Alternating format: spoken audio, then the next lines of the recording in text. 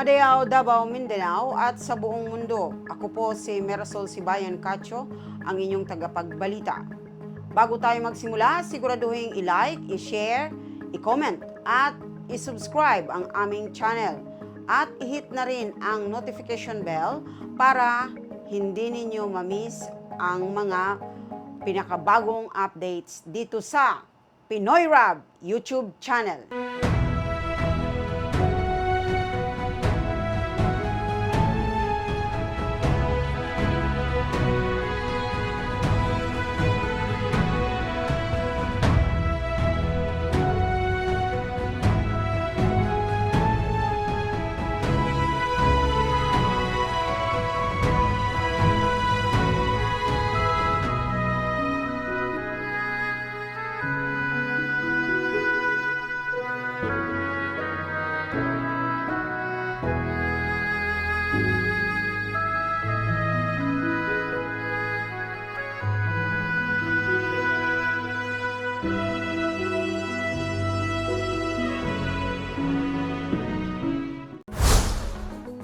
Mga ulo ng balita. Taya ng panahon.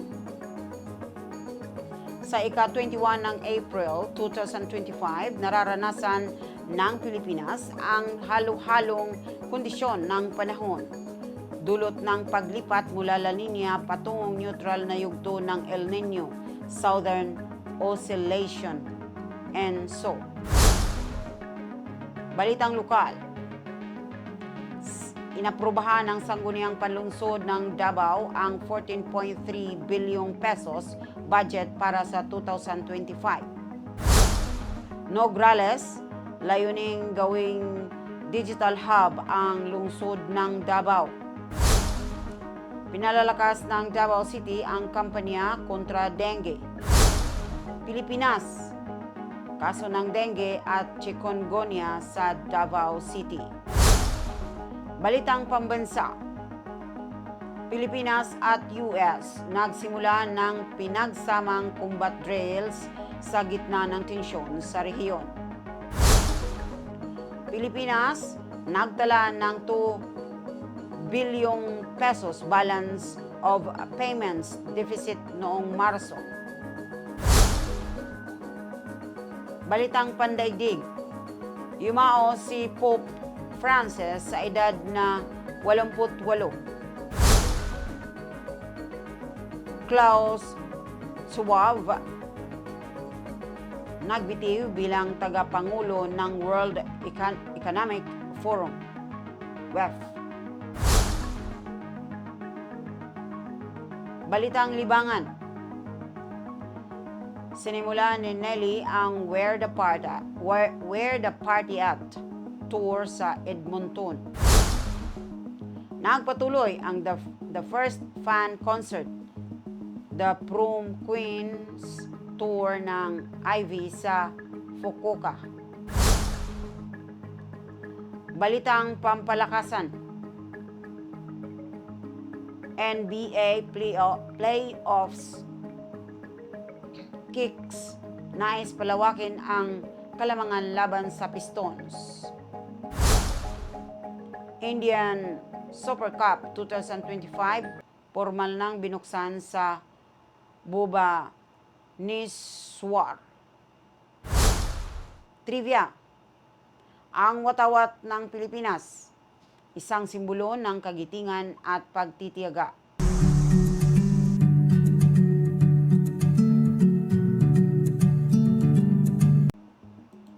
Taya ng panahon.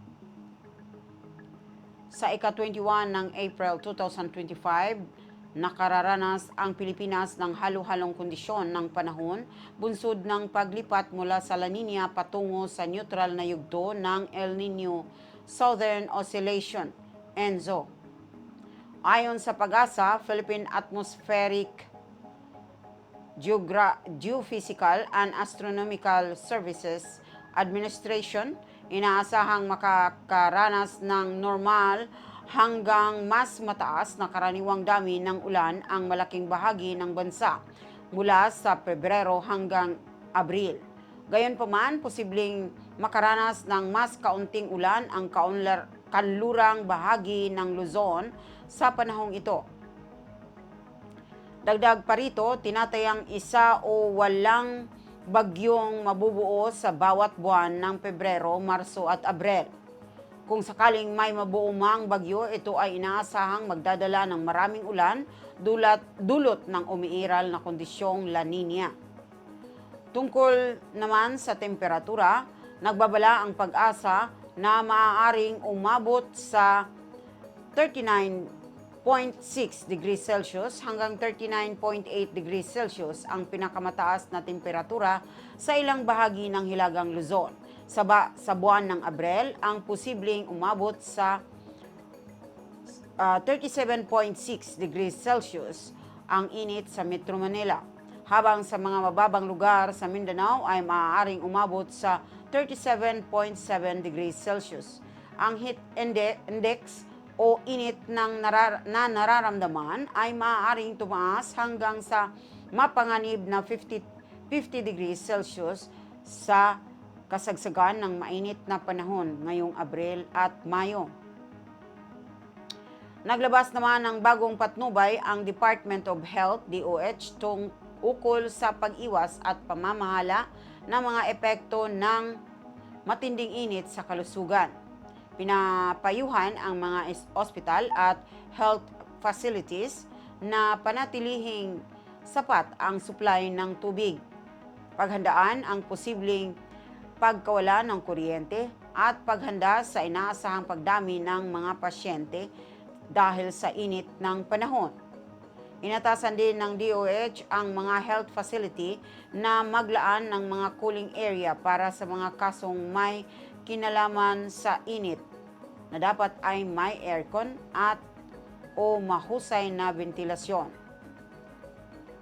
Dapat din itong madaling ma-access ng publiko, lalo na ng mga buntis, bata, matatanda at mga taong may kapansanan.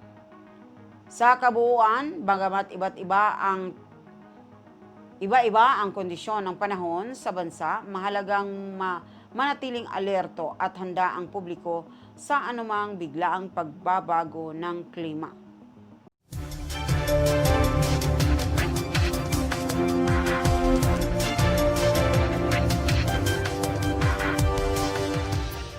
Balitang lokal.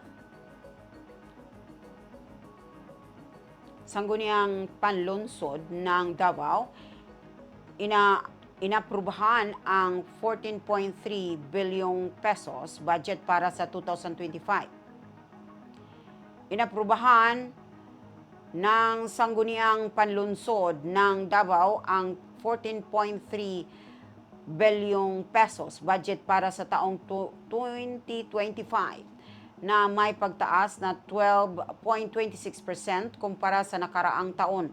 Layon ng alokasyon na palakasin ang mga serbisyong panlipunan, infrastruktura at kahandaan sa sakuna. Kabilang sa mga pangunahing tanggapan na tumanggap ng malaking pondo ay ang City Mayor's Office, 5.2 billion pesos. City Social Welfare and Development Office, 1.1 billion. At City Disaster Risk Reduction and Management Office, 924 milyong pesos. Binibigyang diin ng budget ang pagbawas ng kahirapan, kalusugan, edukasyon at pagpapaunlad ng mga infrastruktura. Nograles, layuning gawing digital hub ang lungsod ng Davao. Ipinahayag ni Carlo Nograles, tumatakbong alkalde ng Davao City, ang kanyang plano na gawing digital hub ang lungsod. Kabilang sa kanyang agenda ang modernisasyon ng mga proseso sa City Hall, tulad ng pagkuha ng permit at pagsasaayos ng mga business requirements sa online platform upang mahikayat ng mga mamumuhunan at makalikha ng trabaho. Binibigyang halaga rin ni Nograles ang pagpapabuti ng internet access lalo na sa mga lugar na kulang sa koneksyon upang mapalakas ang kakayahan ng mamamayan at mapaunlad ang digital na entrepreneurship. Davao City pinalakas ang kampanya kontra dengue. Pinalalakas ng City Health Office CHO ng Davao ang kampanya laban sa dengue kasunod ng pagtaas ng mga kaso. Alinsunod sa ordinansa bilang 0401-20, inaatasan ang pagbuo ng mga dengue task force sa bawat barangay at pagpapataw ng multa sa mga kabahayang may puok pamugaran ng lamok. Isinasagawa ang sabayang paglilinis tuwing ikalawa at ikaapat ng Biyernes ng buwan upang matanggal ang mga lugar na pinamumugaran ng lamok at mapababa ang bilang ng kaso ng dengue. Pilipinas, kaso ng dengue at chikungunya sa Davao City. Update April 2025. Pinalalakas ng City Health Office ng Davao ang mga hakbang upang maiwasan ang dengue at chikungunya sa pamamagitan ng search and destroy operations na tumutugis sa mga puok pamugaran ng lamok. Hinihikayat ng CHO spokesperson Melodina Babante ang komunidad na panatilihing malinis ang kapaligiran na aniyay mas epektibo kaysa fogging. Noong 2024, umabot sa 7,089 ang kaso ng dengue at ang 55 ang nasawi. Dahil dito, binuo ang Barangay Mosquito-Borne Disease Task Force na ngayon aktibo na sa 54 barangay. Sa mga lugar na may task force, nabawasan ang kaso ng dengue. Samantala, may 5 hinihinalang kaso ng chikungunya sa Barangay 9-A. Bilang tugon, pinaigting ng lungsod ang kampanya sa publiko, paglilinis at fogging upang mapigilan ang pagkalat ng sakit sa dulot ng lamok kasabay ng promosyon ng 5S strategy.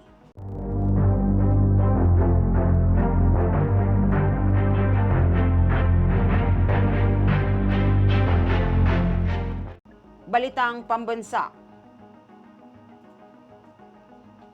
Pilipinas at US nagsimula ng pinagsanib na combat drills sa gitna ng tumitinding tensyon sa rehiyon. Mahigit 14,000 sundalo mula sa Pilipinas at Estados Unidos ang nagsimula ng taunang ehersesyong militar na balikatan noong April 21.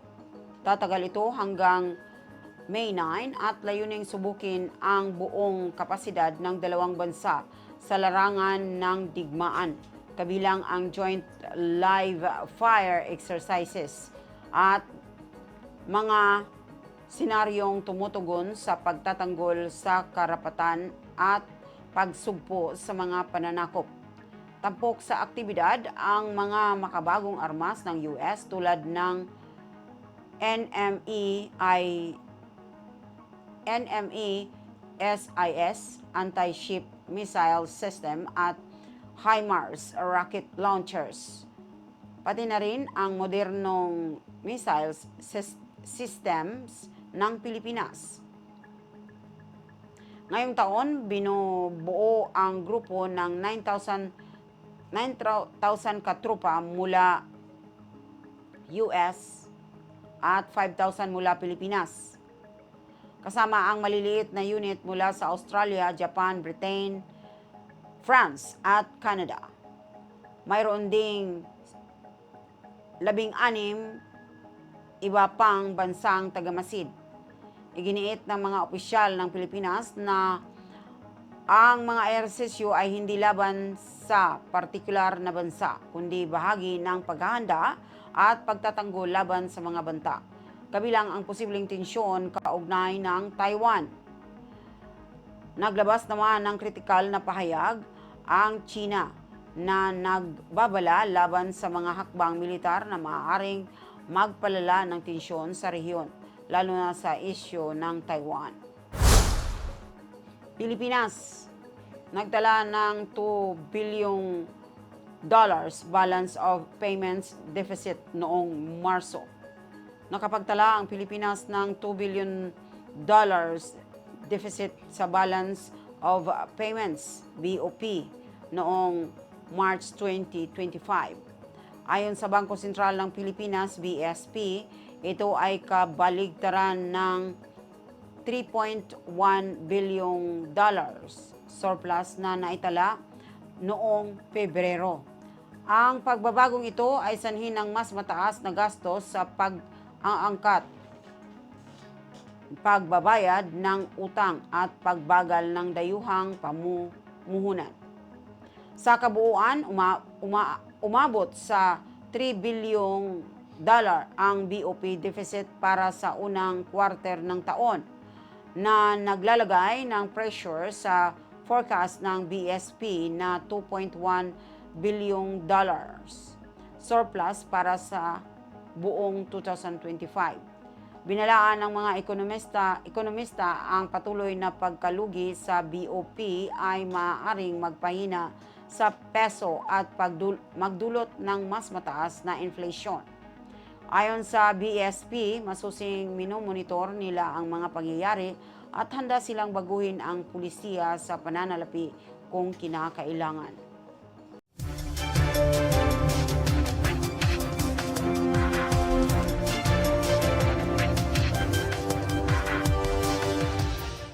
Balitang pandaigdig. Pumanaw na si Pope Francis sa edad na 88. Pumanaw si Pope Francis, ang 88 taong gulang na pinuno ng Simbahang Katoliko noong April 21, 2025, matapos ang matagal na pananatili sa ospital dahil sa komplikasyon sa paghinga at double pneumonia. Naganap ang kanyang pagpanaw sa Easter Monday, isang araw matapos ang kanyang huling pampublikong mensahe. Kilalang-kilala si Pope Francis sa kaniyang kababaang loob, paninindigan para sa katarungang panlipunan at advokasya para sa mga nasa laylayan ng lipunan.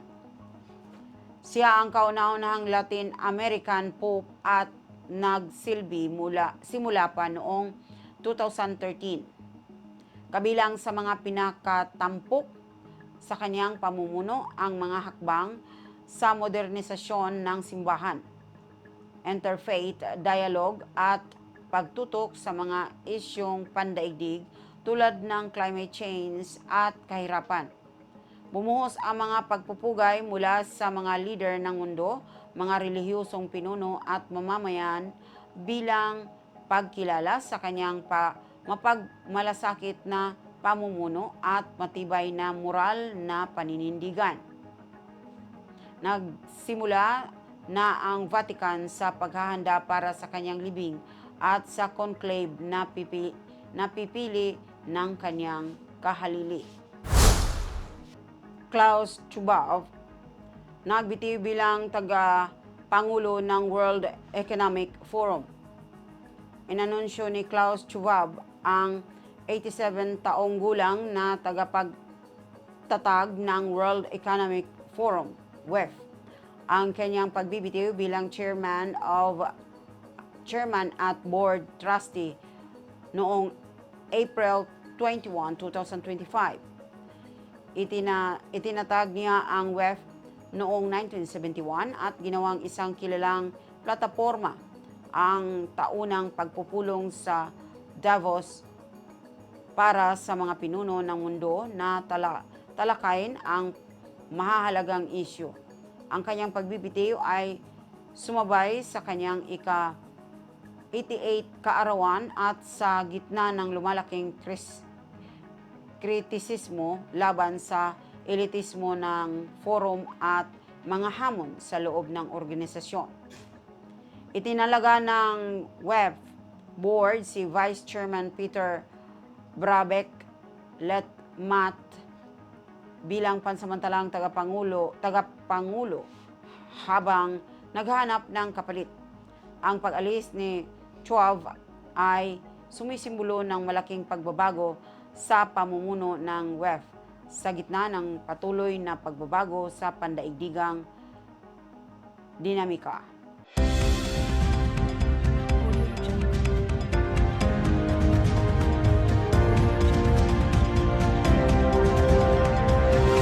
Balitang aliwan,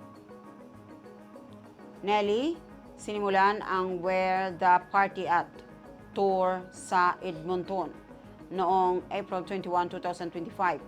Opisyal na sinimulan ni rapper Nelly ang inaabangang Where the Party At tour sa Rogers Place sa Edmonton. Ang tour na ito ay selebrasyon ng ika-25 anibersaryo ng kanyang debut album na Country Grammar at may higit na 50 concert dates sa 4 na kontinente. Kabilang sa mga espesyal na panauhin ang mga kilalang artist tulad nina Ja Rule, Eve Saint Lunatics, Fabulous, Jermaine Dupre at Chingy na nagdadala ng bituin na line-up para sa mga tagahanga sa buong mundo. Patuloy ang IVE sa The First Fan Concert, The Prom Queens Tour sa Fukuoka. Noong April 21, 2025, matagumpay na nagdaos ng concert sa Fukuoka, Japan ang K-pop group na IVE. Bilang bahagi ng kanilang The First Fan Concert, The Prom Queens Tour. Nagsimula ang tour sa Seoul at may mga idiniktang concert sa iba't ibang bahagi ng Japan. Patuloy nang lumalawak na international na kasikatan ng grupo.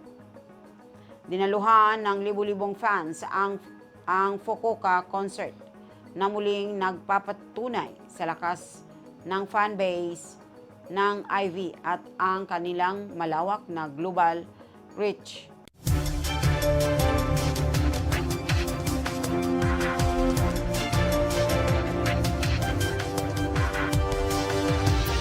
Balitang pampalakasan. NBA playoffs, Kicks nais palawakin ang kalamangan laban sa Pistons.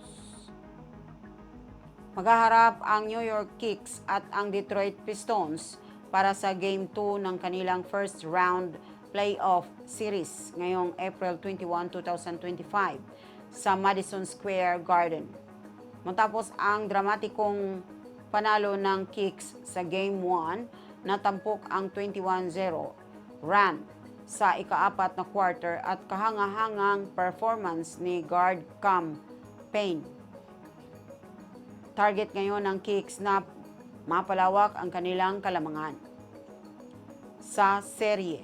Inaasahang magiging susi rin sa laro sina Michael Bridges at Karl Anthony Towns habang susubukang bumawi ang Piston sa pangunguna ni Cady Cunningham na layuning magpakitang gilas matapos ang tahimik na Game 1. Posibleng mahirapan ang front court ng Detroit dahil nakalista si Isaiah Stewart bilang questionable dahil sa injury sa tuhod. Nakatakdang magsimula ang laro sa 7:30 p.m. ET at ipapalabas sa TNT at MSG. Indian Super Cup 2025, formal na binuksan sa Bhubaneswar. Kumpirmado ng All India Football Federation, AIFF, na nagsimula na ang Indian Super Cup 2025 ngayong April 21 sa Bhubaneswar, Odisha. Tampok sa prestihiyosong paligsahan ang 16 koponan, kabilang ang lahat ng 13 Indian Super League ISL teams at 3 mula sa I-League na maglalaban sa isang knockout format. Ang magbawagi ay makakakuha ng pwesto sa 2025-26 AFC Champions League 2 playoffs na isang mahalagang pagkakataon para sa mga Indian clubs na makikipagtagisan sa kontinental na antas. Ang paligsahan ay pumalit sa Federation Cup at ilang beses na ring ginanap sa Bhubaneswar noong 2024 edition. Nasungkit ng East Bengal ang kanilang unang titulo na mahigit isang dekada matapos talunin ang Odisha FC sa isang kapanapanabik na finals.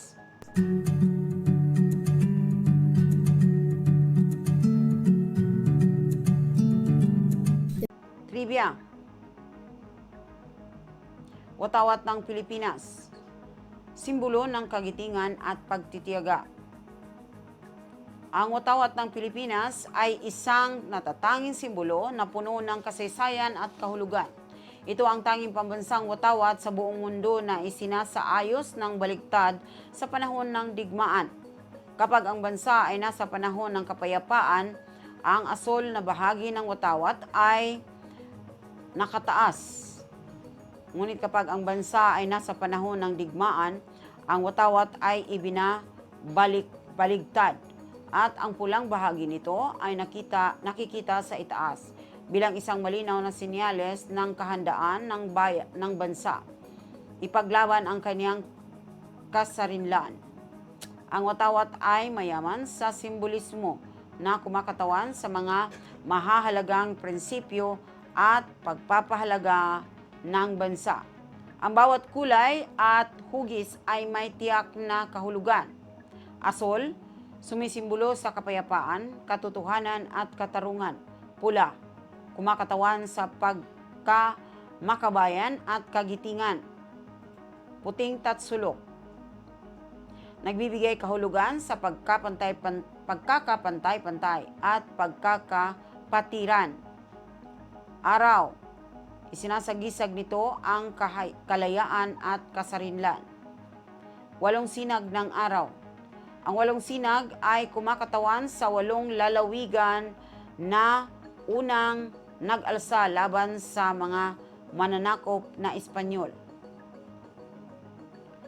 Maynila, Cavite, Batangas, Bulacan, Pampanga, Nueva Ecija, Tarlac at Laguna. Tatlong bituin, sumasagisag ito sa tatlong pangunahing rehiyon ng Pilipinas, Luzon, Visayas at Mindanao. Ang ganitong disenyo ng watawat ay hindi lamang nagpapakita ng kasaysayan ng ating pakikibaka para sa kalayaan, kundi ito rin ay nagpapaalala ng ating matatag na paninindigan sa kapayapaan at ng ating hindi matitinag na determinasyon upang ipagtanggol ang ating kalayaan. Sa bawat araw na tayo'y magtataas ng watawat, hindi lamang natin ipinagdiriwang ang ating kalayaan, kundi pinapalaganap din natin ang mga prinsipyong nagsusustento sa ating pagiging isang malaya at matatag na bansa. At yan po ang mga pinakamainit na balita ngayong araw. Nasa Pinoy Rob YouTube channel tayo. Konektado ang mga Pilipino, lokal man o sa ibang bansa. Maraming salamat po sa pagsama sa amin. Muli, ako po si Mirasol Sibayan Cacho na nagpapasalamat at nagpapadala ng mga positibong wishes para sa inyong araw. Stay informed at magkita-kita tayo sa susunod na update. Madayaw, Davao! If you find this segment informative, please click the thumbs up button and subscribe to stay updated with our latest news and share this broadcast to your friends and family. Your support helps us keep you informed. Help us get our first 10,000 subscribers. Your engagement matters. Liking, sharing, and subscribing to our content not only helps more people discover the important stories we bring you, but also supports our team's hard work. It boosts our visibility in the algorithm, making it easier for others to find ways to stay informed. Plus, It helps us generate more resources to continue delivering the news you rely on. Thank you for being part of our community.